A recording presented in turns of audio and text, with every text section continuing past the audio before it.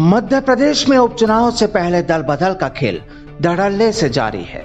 ग्वालियर में कांग्रेस ने बीजेपी को बड़ा झटका दिया है। भारतीय जनता युवा मोर्चा के मंडल अध्यक्ष समेत 250 कार्यकर्ताओं ने कांग्रेस का दामन थाम लिया।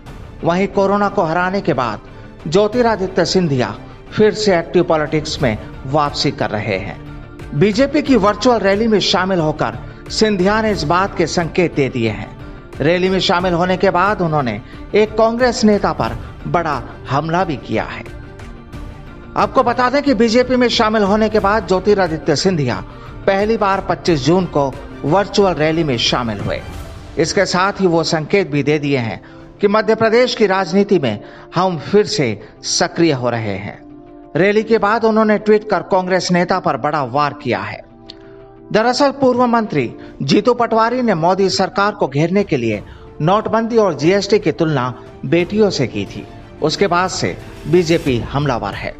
हालांकि विवाद बढ़ने के बाद जीतू ने ट्वीट को डिलीट कर दिया, साथ ही उस पर सफाई भी पेश की थी।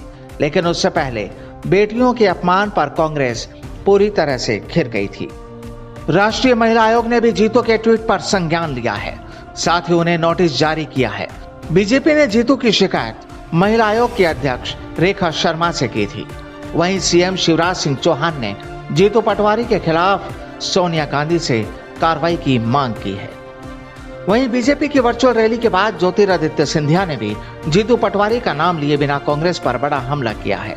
सिंधिया ने लिखा, यत्र नारेस्तु पूज्यते रमते तत्र देवता, अर्थात जहां नारी की पूजा होती है वहां देवताओं का वास होता है।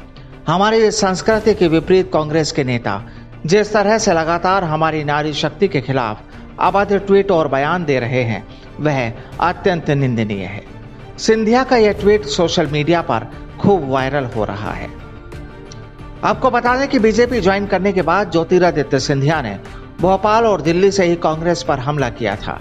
उसके बाद सोशल मीडिया पर उन्होंने कभी कांग्रेस के बारे में कभी कुछ नहीं लिखा, जबकि कांग्रेस के नेता उनके बारे में लगातार बोलते रहे। लेकिन सिंधिया ने पहली बार नारी शक्ति को लेकर कांग्रेस नेता पर जोरदार हमला बोला है। दरअसल सिंधिया के बीजेपी में शामिल होने के बाद ही देश में लॉकडाउन हो गया था। उसके बाद से वो मध्य प्रदेश नहीं आए हैं। फिर कोरोना से संक्रमित होने के बाद अस्पताल में थे। कोरोना को हराने के बाद सिंधिया राजनीति में भी वापसी कर रहे हैं, क्योंकि उपचुनाव में दोनों दलों के लिए मुद्दा ज्योतिरादित्य सिंधिया ही है, तो उस लिहाज से भी वो एक्टिव हो रहे हैं। 24 में से 16 सीट सिंधिया के कट में ही है। ऐसे में सिंधिया ने वर्चुअल रैली के जरिए यह संकेत दे दिया कि हम आ रहे हैं। Bureau report, the fact India.